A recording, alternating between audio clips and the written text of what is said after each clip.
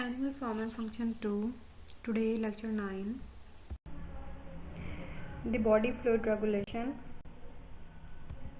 Today we will discuss about body fluid regulation includes vertebrate excretory systems, how vertebrate achieve osmoregulation, vertebrate kidney variations. So here is the urinary system in the human. You can see the kidneys bean shaped leads to ureter and then will lead to urinary bladder and then urethra. Vertebrate excretory systems. Vertebrate face issues in controlling water and ion balance.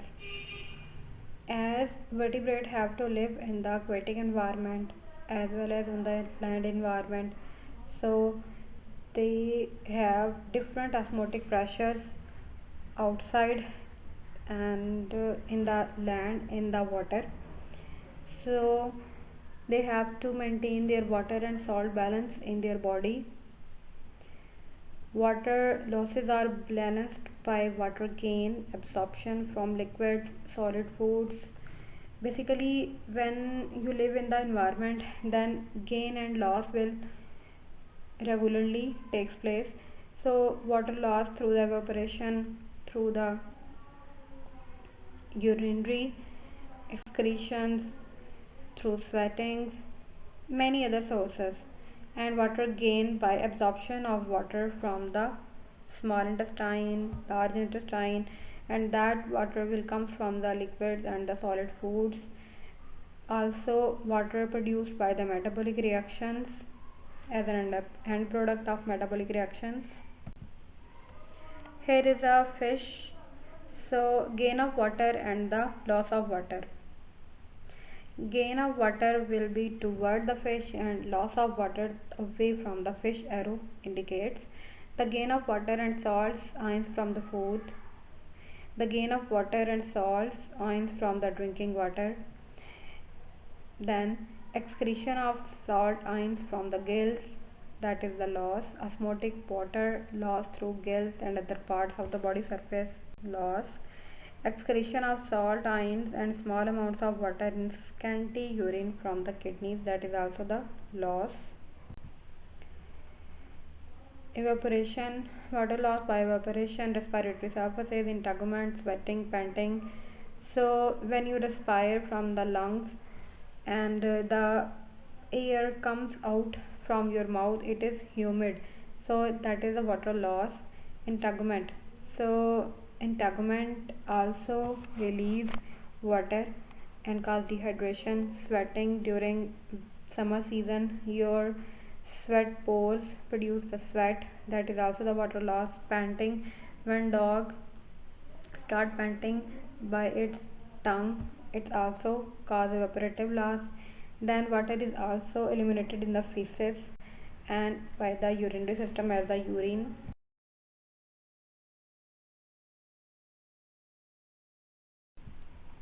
Intake and loss of solutes. Now, solutes losses balanced by solute gains. Vertebrate takes solute in by absorption of minerals from small intestine, large intestine, by their skin, integument, by the gills, and secretions gland by metabolism, waste product of degradative reactions.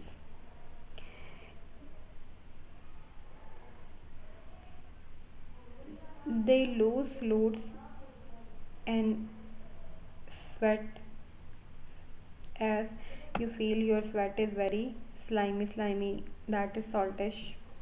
Then feces, also in the urine sodium and chloride are present. Then the gill secretions and metabolic waste, ammonia, urea and uric acid. Vertebrates live in aquatic environment as well as in the terrestrial environment. Aquatic environment includes the saltish water, fresh water, and terrestrial includes the land and air. Each of these environments presents different water or solute problems solved in different ways.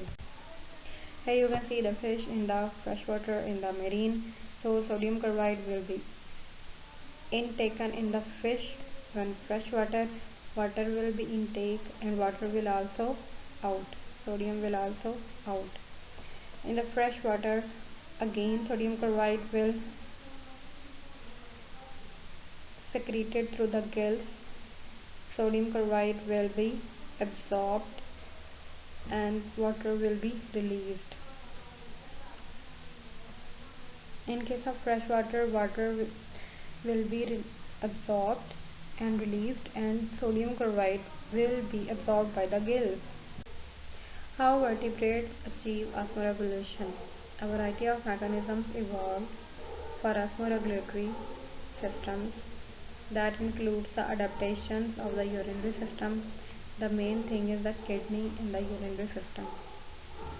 Kidney is main organ that filters your blood, produces the urine, and then that urine will be passed out. Basic function is the filtration in the kidney.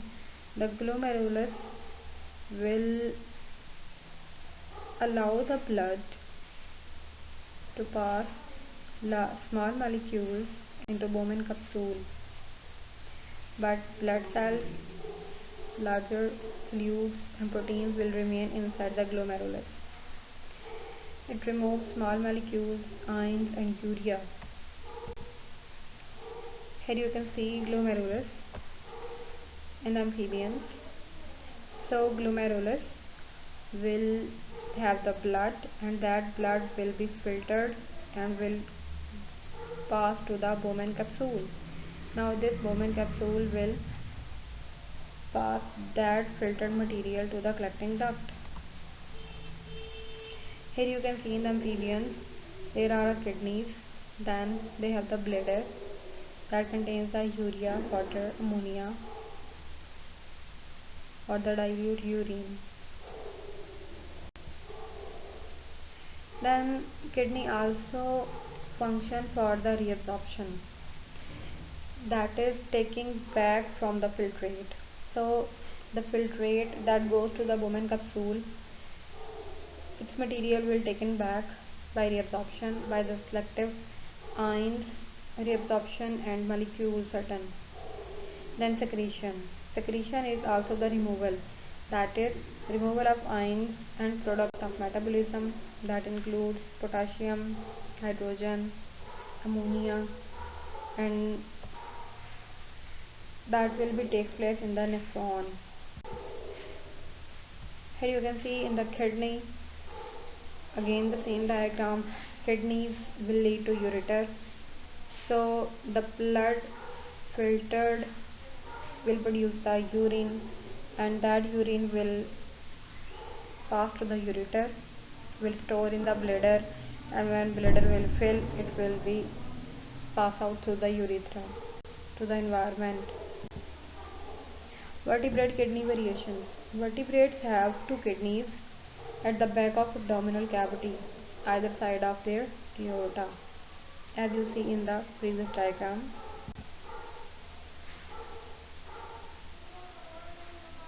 Kidney have renal capsule, that is coat of connective tissue, and then the inner medulla, inner portion cortex.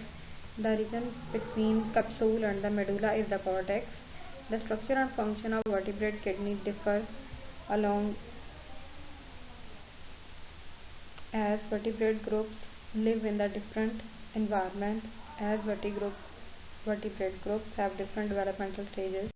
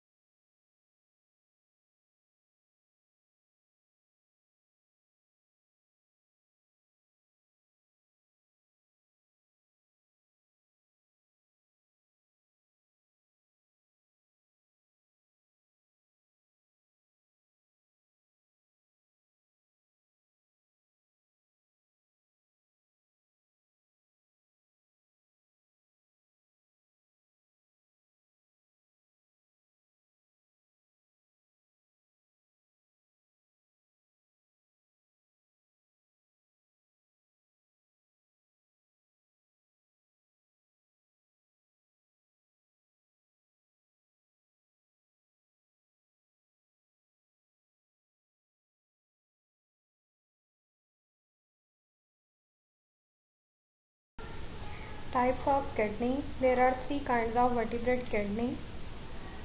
That includes pronephros, mesonephros, metanephros. The pronephros appears briefly in vertebrate embryo and not present in mammalian embryo. Pronephros exists in the embryonic stage, and in adult stage pronephros converted into mesonephros in most animals, but in case of mammal there is no pronephros. In some vertebrates, first osmoregulatory and excretory organ of the embryo in the tadpoles and in the amphibian larva is pronephros. Hagfishes have pronephros as a functional kidney.